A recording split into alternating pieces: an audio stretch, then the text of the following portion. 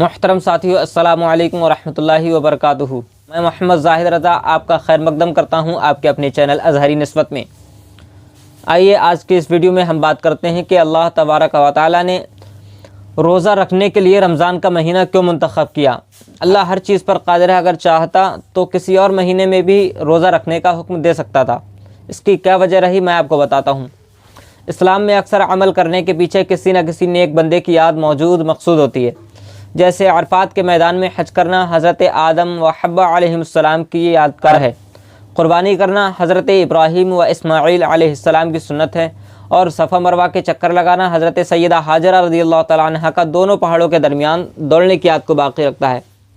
اور اسی طرح ہمارے پیارے آقا محمد رسول اللہ صلی اللہ علیہ وسلم رمضان شریف کے مہینے میں کچھ دن کھانے پینے سے پرہیز کیا کرتے تھے، یعنی رمضان شریف میں بھوکے اور پیاسے رہنا پسند فرمایا حضور نے، تو اللہ تعالیٰ نے بھی روزے کے لیے رمضان شریف کا مہینہ پسند فرما لیا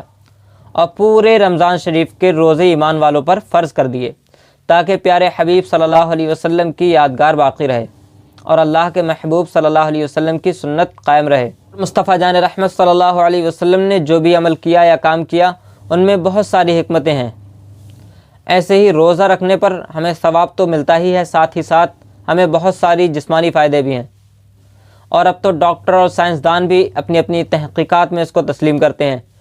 ایک آکسفورڈ یونیورسٹی کا پروفیسر مور پالٹ کہتا ہے کہ میں اسلامی علوم پڑھ رہا تھا، یعنی کہ میں اسلام کی اسٹڈی کر رہا تھا، جب روزوں کے بارے میں پڑھا تو حیران رہ گیا کہ اسلام نے اپنے ماننے والوں کو کیسا عظیم الشان نسخہ دیا ہے، اور کہتا ہے مجھے بھی شوق ہوا، میں نے بھی مسلمانوں کی طرح روزے رکھنا شروع کر دیے۔ بہت وقت سے میرے معدے پر ورم تھا، کچھ ہی دنوں کے اندر مجھے تکلیف میں کمی محسوس ہوئی، میں روزے رکھتا رہا، یہاں تک کہ ایک مہینے کے اندر اس بیماری سے چھٹکارا مل گیا۔ ہالینڈ کا پادری ایلف گال کہتا ہے میں نے شوگر، دل اور معدے کے مریضوں کو مسلسل 30 دن روزے رکھوائے، نتیجہ یہ ہوا، اس کا رزلٹ یہ آیا کہ شوگر کنٹرول ہو گئی، دل کے مریضوں کی گھبراہٹ اور سانس کا پھولنا کم ہوا، اور معدے کے مریضوں کو سب سے زیادہ فائدہ ہوا۔ اور ایسا کیوں نہ ہو،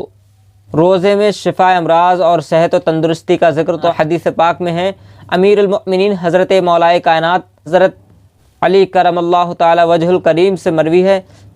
کہ اللہ کے رسول صلی اللہ علیہ وسلم کا فرمان ہے کہ بے شک اللہ نے اپنے نبی علیہ السلام کی طرف وحی فرمائی